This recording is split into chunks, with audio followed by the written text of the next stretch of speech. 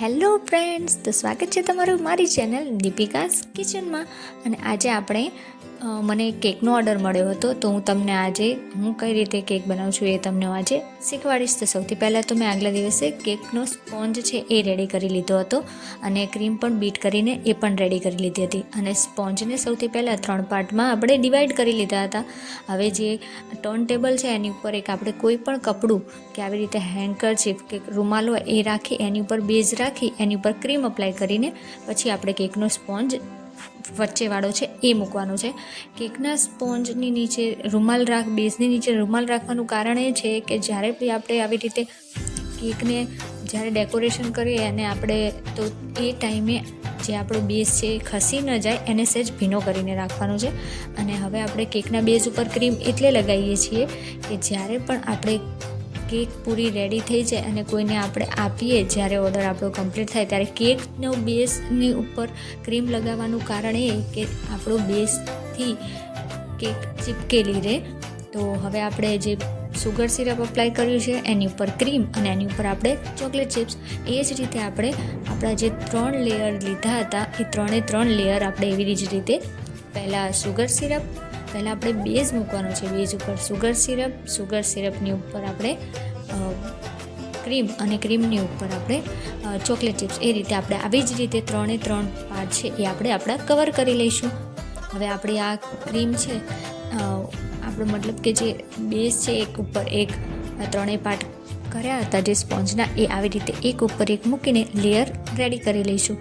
તો આપણો જે કેકનો મેઇન બેઝ છે એ રેડી થઈ ગયો છે.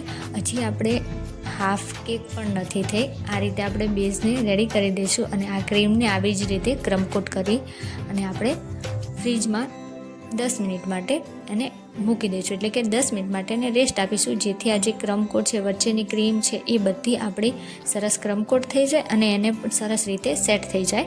તો 10 મિનિટ બાદ મેં ફ્રીજમાંથી કેક બહાર કાઢી હતી અને એને આવી જ રીતે જે ફાઇનલ ટચ ઉપરનું જે આપણે ફિનિશિંગ છે એ આપવા માટે આવી જ રીતે પાઇપિંગ બેગની અંદર બધી ક્રીમ ભરીને આવી રીતે એને કવર પહેલાં તો કરી લઈશું.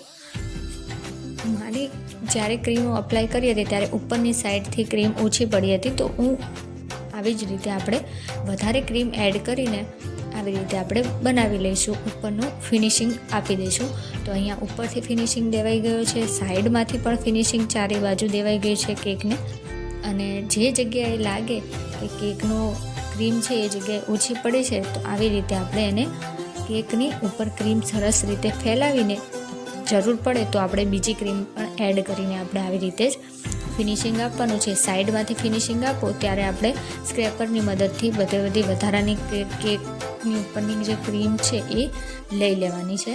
અને આવી રીતે આપણે એને સ્ક્રેપરની મદદથી ફાઇનલ આપણે એનું ટચ આપી દઈશું. એટલે હા, કેક બનાવવામાં થોડી ગડબડ બધાને થાય જ છે જનરલી, તો એને પણ આપણે સેટ કરી લઈશું. અને જો તમે મારી ચેનલ પર ફર્સ્ટ ટાઈમ આવ્યા હોય તો મારી ચેનલને સબસ્ક્રાઈબ કરો અને નવા નોટિફિકેશન માટે બેલ આઇકન જરૂર પ્રેસ કરો. અને વિડીયો ગમે તો એ લાઈક જરૂરથી કરજો. તો આપણે આ કેક છે એને સ્ક્રેપરની મદદથી સરસ આપણે એનું ફિનિશિંગ દઈ દીધું છે અને એને થોડી વાર માટે ફરીથી આપણે ફ્રીઝમાં મૂકી દઈશું.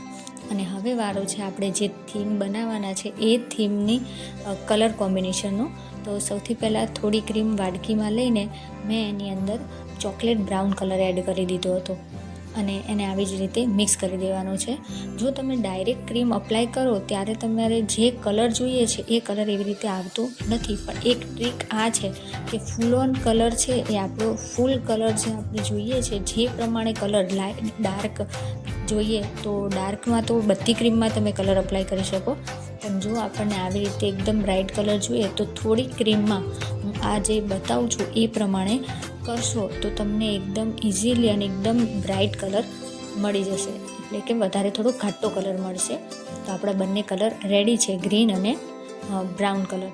તો એને આપણે કઈ રીતે કરવાનું છે તો કે સહેજ એકદમ પતલી એની આવી જ રીતે એને એટલે કે જે પાઇપિંગ બેગ છે એની આગળના ભાગે કટ કરી સહેજ પતલો એવો કટ કરી આવી જ રીતે એને ચારે બાજુ કટ કરીને રાઉન્ડમાં આપણે એને શેપ આપીશું.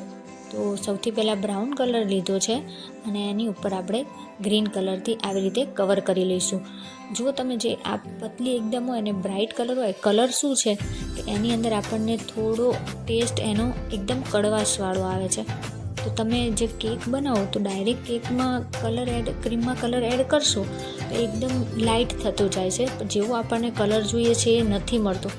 પણ જો તમે આવી રીતે ઉપર થોડી ક્રીમ લઈને એની અંદર આવી રીતે વધારે કલર એડ કરીને સરસ મિક્સ કરશો તો કલરનો એકદમ નમકીન કે જે ટેસ્ટ અલગ પડતો આવે છે એ નહીં આવે અને એકદમ આપણો બ્રાઇટ કલરમાં જ આપણી કેક રેડી થઈ જશે. તો હવે આ સ્ક્રેપરની મદદથી બધા જે આપણું ક્રીમ જે અપ્લાય કરી હતી એ બધી ક્રીમને આવી રીતે આપણે ફાઇનલ ફિનિશિંગ આપી દઈશું. તો જ્યાં તમને એવું લાગે કે ના અહીંયા હજી થોડી વ્હાઈટ, મતલબ જે વ્હાઈટ આપણી પાછળની ક્રીમ છે એ દેખાય છે, તો ફરીથી એની ઉપર આપણે જે આપણે કોઈ બી ક્રીમનો કલર હોય એ આપણે એડ કરીને આવી રીતે ફિલઅપ કરી પછી એને સ્ક્રેપરથી ફરીથી ફિનિશિંગ આપતા જઈશું. તો મેં અહીંયા આવી રીતે નાઇફની મદદથી બધાને સરસ કે જ્યાં આપણને જરી પણ વ્હાઈટ કલર ન દેખાય અને આખું આપણું બ્રાઉન અને ગ્રીન કલરથી કવર કેક થઈ જાય.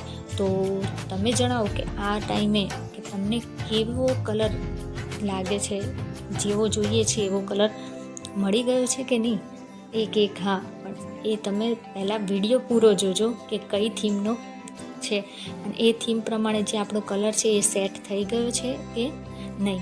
તો હવે આપણે આ ફાઇનલ એક છે લુક એ આપણે આપી દઈએ. તો આપણું આ ફાઇનલ ટચ રેડી છે. હવે છે કે થીમ છે આપણી આર્મી, એટલે જંગલ આર્મી થીમ. તો એનું મેં આ રીતે બધા જે ટોપર હોય છે એ કટ કરી એને આવી રીતે સ્ટીકમાં ચિપકાવીને આ જ રીતે આપણે એને ટૂથપીક સ્ટીક આવે છે એની મદદથી આખા કેક ઉપર આપણે ટોપર લગાવી દેવાના છે.